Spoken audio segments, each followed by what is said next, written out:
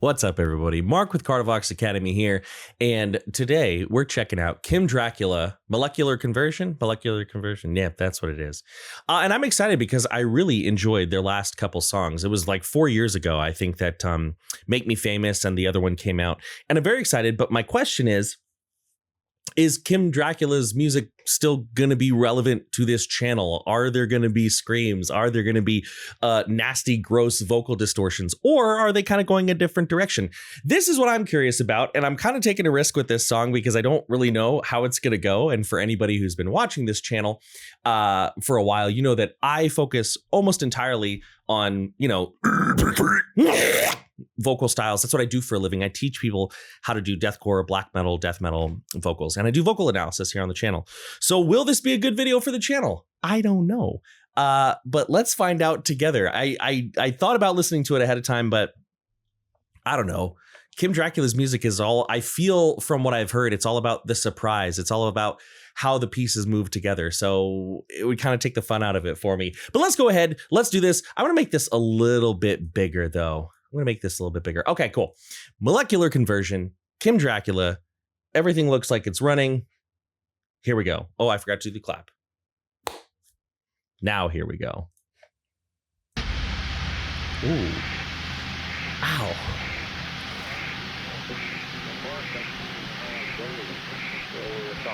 Some people have a hard time listening to this, not working and enjoying life. I double this and so that acceptance. You should have also told them that's the greatest part. You know, whatever you want to win. And you can change your mind if you do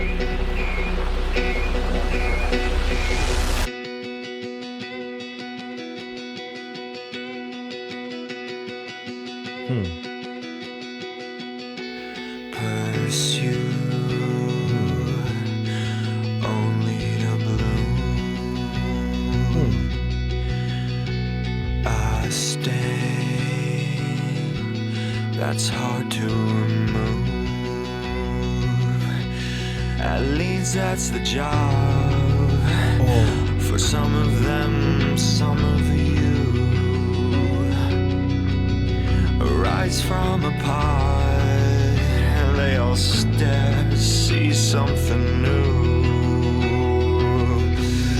And they say that a hero can save us. Sorry, that's kind of, don't be mad. I'm sorry. But okay, I don't know if that's a good place to pause. But so far, I'm thinking maybe the song might not fit the channel too well, but I really like it. So we're just going to keep going, right? We're just going to keep going. So a couple things that I'm really sort of latching onto are the like early 2000s-ness of this song, right? This sounds like all of the stuff that I loved from like rock and metal radio from like the early 2000s, maybe even 2010s, or like just pre 2010s.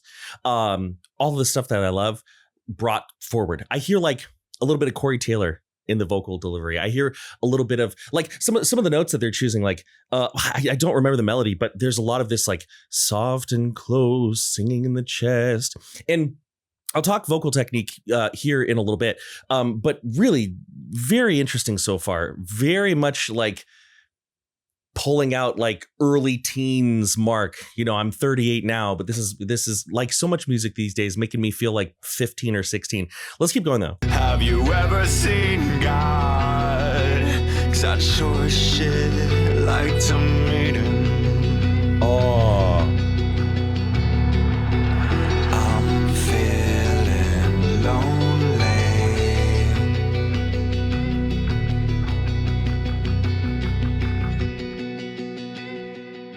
Okay, something's about to happen, so I'm going to pause.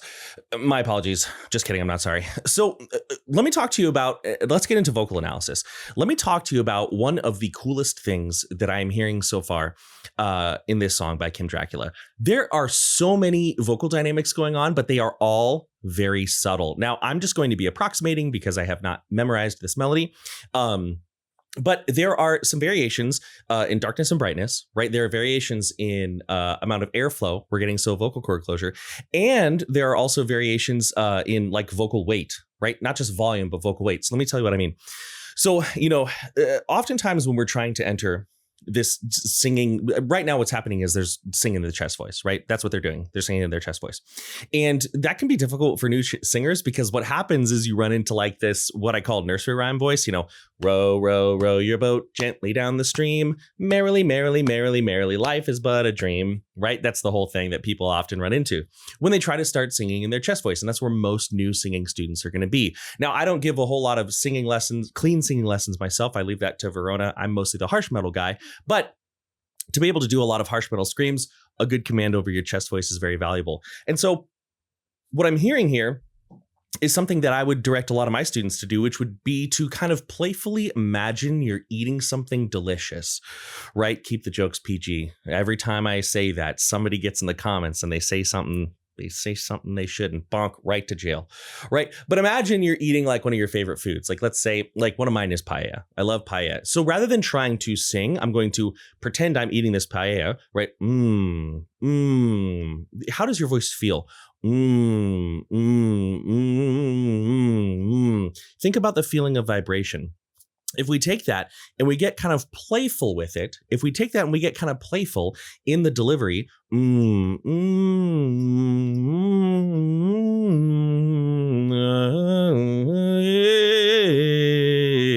we focus less on trying to be like a singer and more on letting the voice sort of fill up the front of the face. I sure like to meet him. Say I found God. We start to get something that sounds a little bit more sing-songy. And a couple of things that Kim's doing, they sound playful, right? There's those grit teeth, right? When they say, I think, say I found God, I'd sure like to meet him. You hear the emotion. I'd sure like to meet him. Sure like to meet him. And then moments when more air comes through. Right. And a lot of the way that you want to do this is you just want to be playful with your voice first. And if for anybody who wants to be playful with your voice, who's like, I don't even know how to start singing or screaming, I have no idea what I'm doing, I do have a free vocal course, entirely 100% free, in the description below. Go ahead and check it out. Let's keep going though, because I want to listen more so I can latch on to some more concrete details here for you. But so far, this song is very good. I didn't mean to make you nervous. All the fragments on a mission to expel themselves are infantile. Molecular conversion. You could never doubt a motherfucker telling you it's worth your while.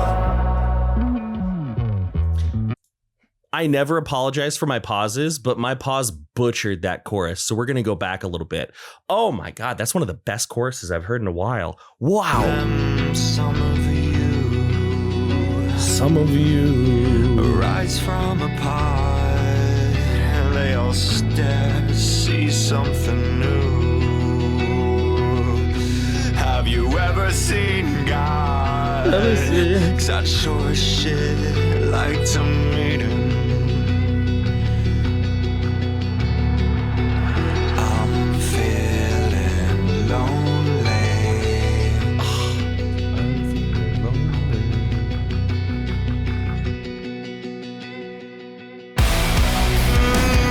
Didn't mean to make you nervous. All the fragments on a mission to expel themselves are infantile. Molecular conversion. You could never doubt a motherfucker telling you it's worth your while. I didn't mean to make you nervous. Right. So this is another. This is really, this is a very good song. This is a very good song. I like almost wish I had listened to this first, because there is so much stuff I'm just having so much trouble keeping track of. And this is one of the most impressive things that they're doing in this song. There is so much going on, but it's not like coming from the deathcore world. Okay, I'm going to say something. This is a bit of a deathcore hot take. It's not a strength, it's a weakness, it's a facet. One of the elements of being a deathcore vocalist is you kind of are maximal all the time. So subtlety can be difficult, right? Subtlety is difficult across all genres, but Kim is really like, if I could say anything about this song so far, and this may be a surprise, I think this song is a masterclass in subtlety, right? Like the I'm feeling lonely. I don't have the melody memorized, but there's so much that they're doing with their voice. So let's go back to the playing aspect though, right? So this section here is for anybody who's watching this who may be a little bit younger, right? I'm not trying to be like back in my day, right? The only reason I'm almost 40 is because I was born in 1988. I have no attachment to my age or my generation. So I'm not going to be like, we used to have it better. I don't care about any of that. But coming from somebody who was around when, again, for anybody who is a little bit younger, this way that Kim is singing, this very like, I didn't mean to make you nervous. Right?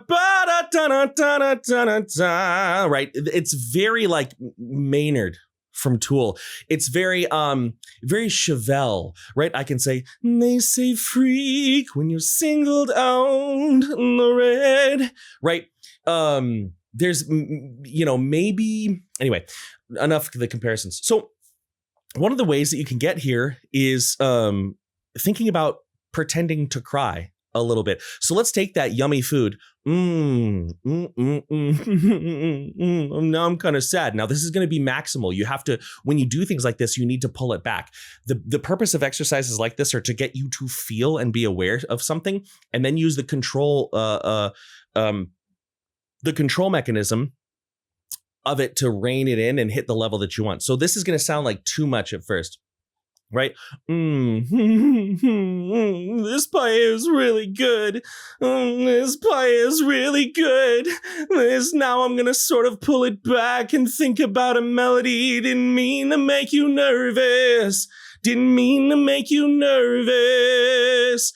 And this is where that chewing exercise is very valuable, because do you hear it? Now, I'm not trying to sing as good or better than Kim here. I'm a death metal guy. I'm a deathcore guy. I'm a black metal guy.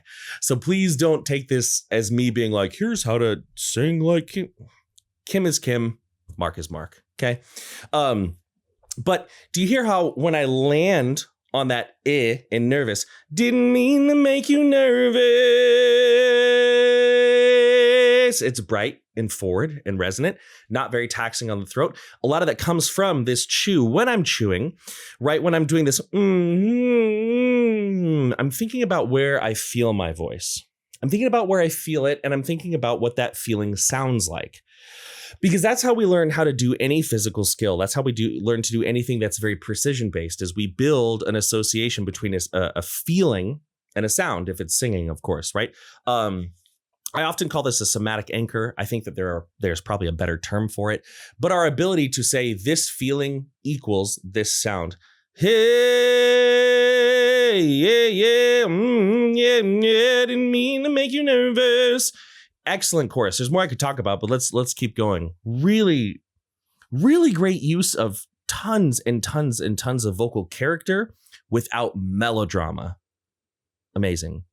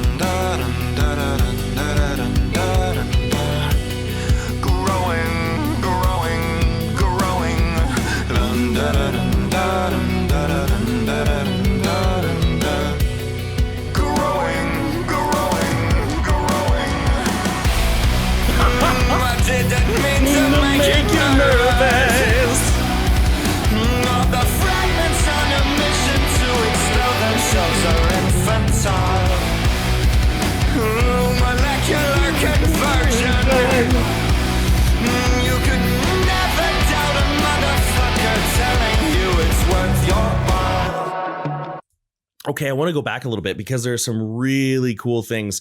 This isn't just like, y'all, this isn't like, this is so hard for me to express sometimes, but this isn't just like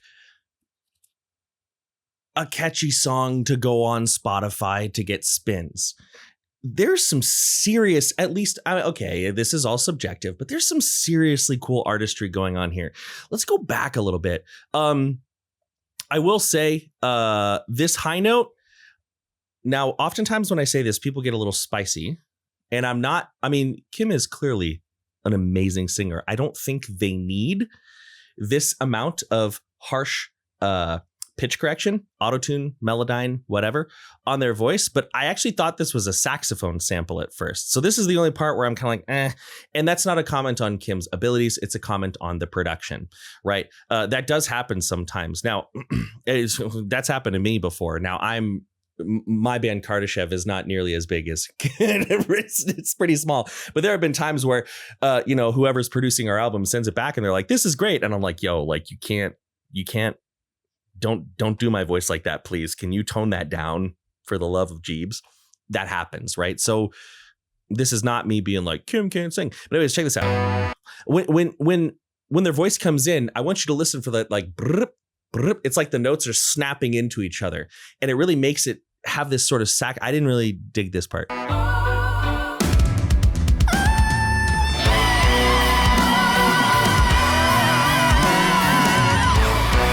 Yeah, and I'm not sure why it's produced that way, because if I think, it's been a while since I listened to their music, but if I think back, Kim hit some pretty high notes without that. So maybe this was a stylistic choice. Maybe, there's somebody on saxophone. So maybe it's like, I don't know. Maybe the artistry is lost on me. But one thing you can do, learning how to hit these notes is actually very useful for a lot of different types of screams, right? It's very useful for like,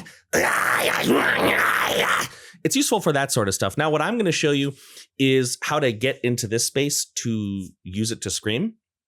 You can get into this space and then make it sound prettier for singing melodies. So bear that in mind. This is just showing you how to enter the space, not how to master it. But that's usually the order of operations. We want to just get somewhere, and then we want to get to a space in our voice. Okay, I can access my head voice. Okay, I can access my mix, and then we can worry about it being polished later. Get there, get comfortable first, make it pretty later. So anyway, my favorite, I've talked about this before. My favorite way to do this, I actually got this idea playing with my son. He's 3 years old, and he loves to play The Floor is Lava, or The Cracks Are Lava. And so what we do is we run around and then we stop really fast. Like we run up to a crack, he'll be like, that one's lava. And I'm like, okay, kid. So we'll run up to the crack and we stop. And then when we stop, we act like we're like gonna fall off or fall over the edge of something. I don't know. It's a 3-year-old game, so it doesn't always make a whole lot of sense, right? But it doesn't have to. So later we go, whoa, whoa, whoa, whoa. Now, is that same high note that Kim hit? No, but I'm not trying to be Kim. I'm trying to access a space in my own voice, right? Whoa, whoa, whoa, whoa, right? And that's one of the best ways I've ever found to help students access their head voice in a way that's comfortable, in a way that just gets them in the door, right? But let's keep going, because there's some so play around with that. Do what you will with it. Let's keep going.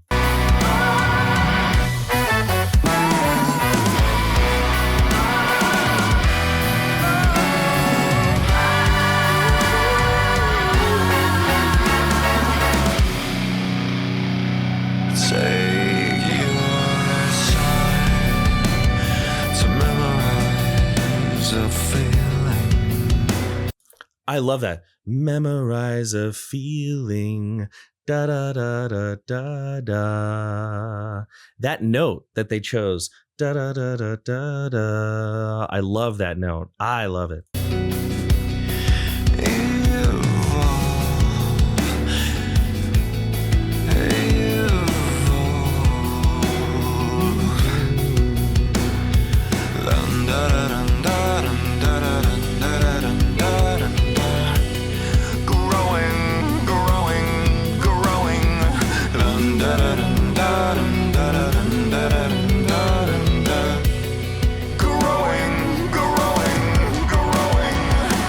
That's what I'm talking about. That's what I'm talking about. Really cool subtlety, a really cool use of I'm just gonna stop there. So we have this dum. So in the chest, dum da da dum da dum da dum da da dum da. Right, soft, and then growing. So more connected, a little bit more forward. Growing, got a little bit of that cry. Growing, dum da da dum da dum. Growing. So we've got a little bit of contrast, but it's not like this is at 11. No, this is at 11. No. The color, the tone, the texture, the timbre is different. And also, like, where's this sort of like sort of fantasy? I feel like I'm like off to fight a dragon or something. Really, this is so cool. I didn't mean to make you nervous. All the fragments on a mission to expel themselves are infantile. Molecular conversion. You could never doubt a motherfucker telling you it's worth your while. What a great chorus. What a great chorus.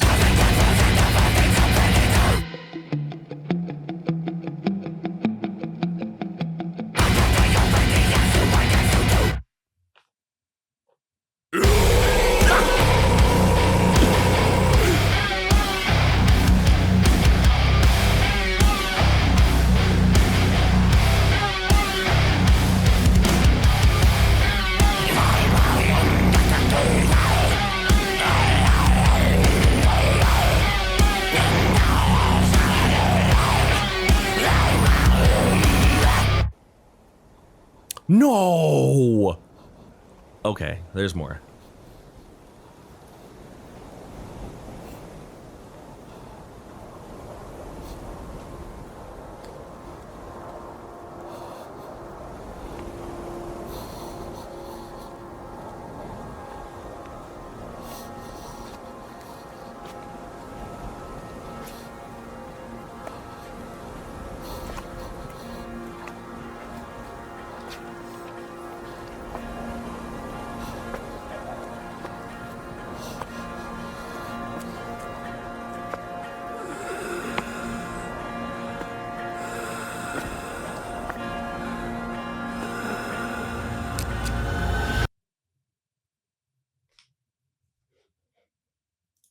Okay. Well, I don't know why it said 2022. It's 2026. I feel like there's some Kim Dracula lore that I am not familiar with. But now we're in my territory, y'all. Now we're in my territory. All right, let's check this out. Now we're in Cardivox land. Oh, let's check it out.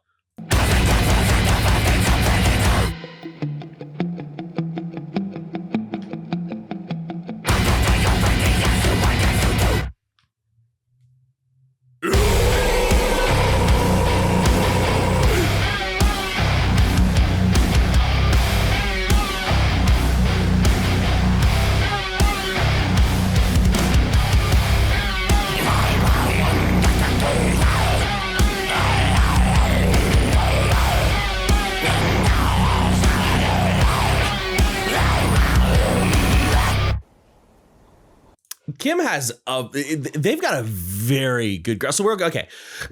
So we hear two main things going on. Most people would put these growls, and I would as well, in the false chord world, right? So most people who are watching this are probably very well versed with these metal vocal terms. But if you're not, just to give you an idea, first thing you need to know about metal vocal terms is that most people can't agree on them, and they're all very slippery, and a lot of different people use them in a lot of different ways. Okay, so when you go into a metal vocal space, treat it as if you're going into a room with a bunch of different people around the United States. They're all going to have some people, no, that's a Coke. No, it's a pop. No, it's a soda. You know, just you got to have a little bit of flexibility.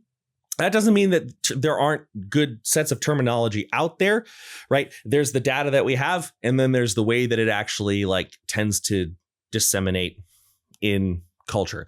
So the two main terms you're going to hear most people talk about are false chord growls and fry screams. False chord screams and fry screams. Neither term is very good or descriptive, but for now, we're going to talk about what these are. Most people would put these in the false chord realm, and I would agree. The reason I would agree is because they're very airflow permissive. There's a lot of right, and there's not a lot of like resistance to airflow, nor is there any sort of like creak. There's no like vocal pressure or vocal cord connection really in a meaningful degree underneath. Now, cool, Mark, great. Talk to us about these sounds. All right, I will. So we have a very basic false chord fundamental. This is kind of like one of the main things that I teach people, growl. Right. And this growl is essentially your body's way of taking a grunt and turning it into something musical. Right. So one of the best ways to kind of get around or not get around or get into this sound is first and foremost to not try to do metal vocals. Right. One of the things about metal vocals that makes them so enticing and makes them be something people want to do or learn how to do is that they sound inhuman. They sound unnatural. They sound alien. They sound monstrous, demonic, whatever. But in actuality, that also tends to implant in our subconscious a lot of baggage, a lot of assumptions, maybe not like they're not assumptions that we're making on purpose, but they're assumptions about what this is going to be and what it's going to feel like. And almost every time you're wrong about what you think this is going to be, right? So the first step is what you want to do is you just want to get the feeling. You want to familiarize yourself with a little bit of feeling of rattle and growl in your voice. Right? We talked about like chewing on food. Do that and think about like, you know, you're an animal and you're eating something like a, I don't know, a wildebeest, right? Most people can do that. And if you can't do it right now, I can almost guarantee that it's because you're thinking about it as a metal vocal versus making like a goofy, embarrassing noise that you get weird looks at on the subway, right? You can think of this as a light throat clear. But the trick is that we take it and we hold on to it. We hang on to it, right? Now, this is another good spot to just throw out the plug. The free vocal course I have is all about being playful with these sounds in low expectation environment, right? So like this is actually perfect for that, right? But what I'm going to do, if I'm going to show you how I would go about this first growl, let's go back a little bit, right? If I'm going to show you how I'm going to go about this first growl, which I think is right about here, a little bit after this, what I would do is I would think of that like a gorilla grunt. So what I'm going to do is I'm going to go with like sitting down after a long day. Now what I'm going to do, that doesn't feel like the final scream, but it doesn't matter, right? Now what I'm going to do is I'm going to pucker my lips. I'm going to move my jaw a little bit forward, which is in many like realms of like clean singing is a no-no. You don't want to push your jaw forward. I'm not going to push it forward as much as like gently move it forward. So I don't have like a feeling of strain here. It's not that. It's just gentle forward. Right? I'm going to start with a yeah to take some of the pressure off my voice so I don't punch my vocal cords. And I'm going to just kind of let that growl right out on the airflow, right? The little throat. You.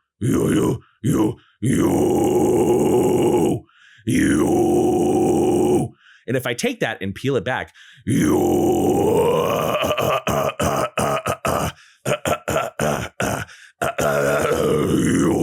right? Oftentimes when people watch metal vocal tutorials, and there are a lot of really funny skits about this, it's like, all these vocal coaches say, just do a growl, and then they do a completely different sound. The reason it sounds so different is because we're holding it out, right? That's the difference. And that uses, it's a different muscle activity, right? Most people can go like, you know, hey, but hey is a different ball game. And that's where the teaching and the coaching come in. But check it out. Listen to this first growl.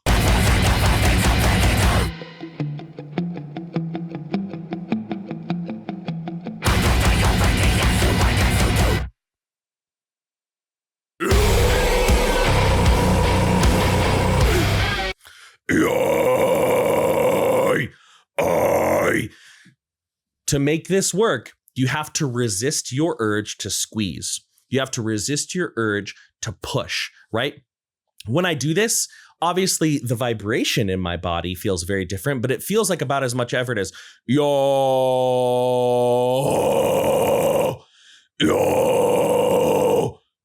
right?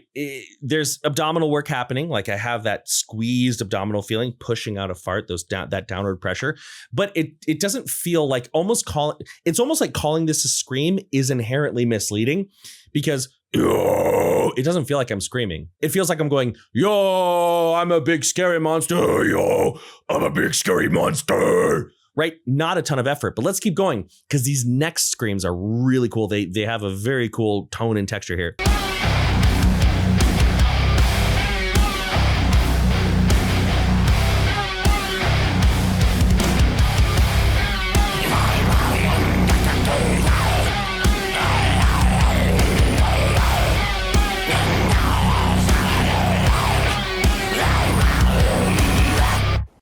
There's a lot of like corn going on here, which is no surprise because they've collaborated with Korn or Jonathan Davey. I can't remember if it was the whole band or just Jonathan Davey, but so what's the difference between yo and my mind, right? Well, oftentimes when new vocalists are trying to get a new scream, what they do is they make the mistake of thinking that it has to be this entirely different type of distortion.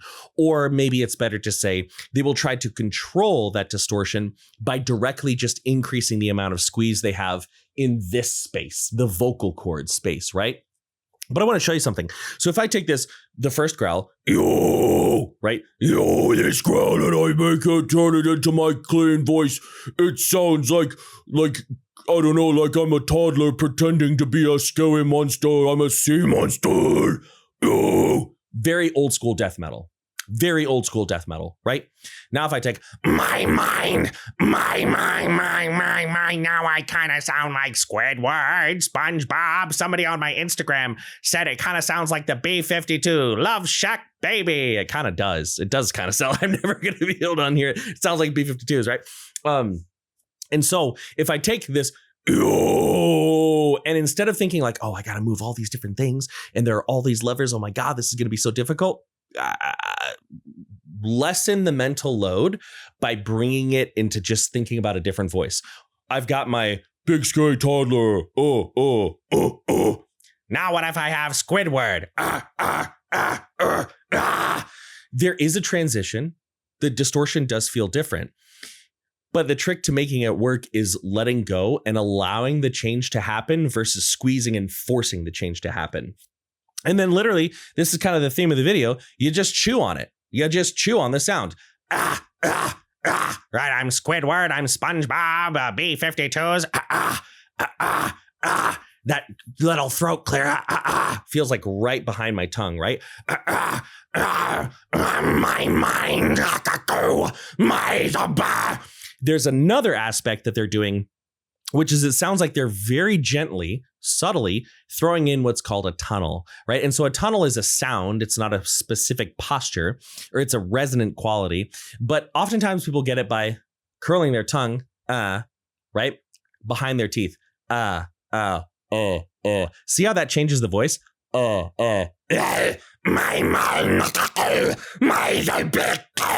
Right?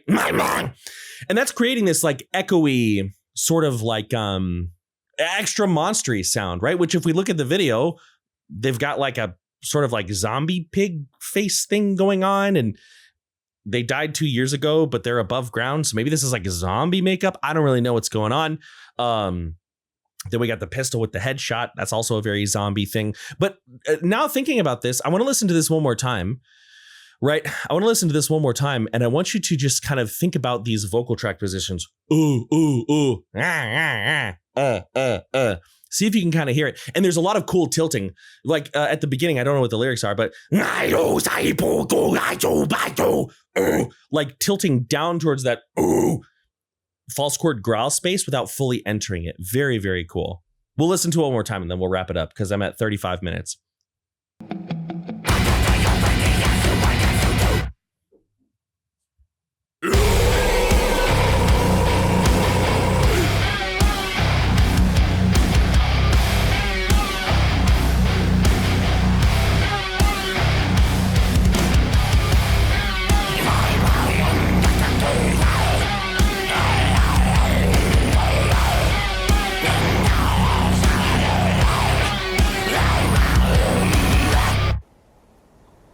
So sick. So sick. All right. Molecular Conversion. I don't know. Is that an 8 out of 10? Is it a 9 out of 10? Is it a 10 out of 10? It's one of them. You tell me, let me know in the comments below. Is this like, how would you rate this song? Because I love it. And if this is indicative, now, again, I'm out of the loop. So maybe this is a music video of a song that came out a while ago and I'm just behind the times. If so, mote it be, let me know. But if this is indicative, if this is a single from an upcoming album or something, I am absolutely pumped because this song has a lot of everything I love in it. So anyway, if you enjoyed that, thank you for watching. Like, share, subscribe, blah, blah, blah. Great song by Kim Dracula. Excellent use of subtlety. Excellent use of different colors, tones, and textures to do storytelling. And just overall creative.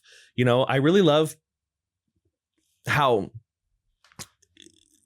they managed to take a lot from the past and still stand on their own. I think that is very cool. There are a lot of bands that I've heard that I like really love. Obviously I won't mention them because I'm trying to be a nice guy and, not burn any bridges here. Especially on TikTok, I'll see these young artists and it's like, oh my God, like listening to this band, like it's like I'm listening to the Cranberries all over again, which is great because the Cranberries, phenomenal music. Huge part of growing up for me was the Cranberries, right? And I'll be like, oh my God, but how long does that last? You can only sound like the Cranberries version 2 for so long before people get tired of it. And they're like, well, I guess I'm just going to go listen to the Cranberries. You know what I mean? Or people start loving you so much because you sound exactly like the Cranberries. And then you deviate from that and you lose your fan base, right? That doesn't happen with Kim. Kim Dracula really understands how to utilize past sounds to make something that's their own. And I really like that. And that's very hard to do. Thank you all for watching. Many thanks. Much love. I'm out.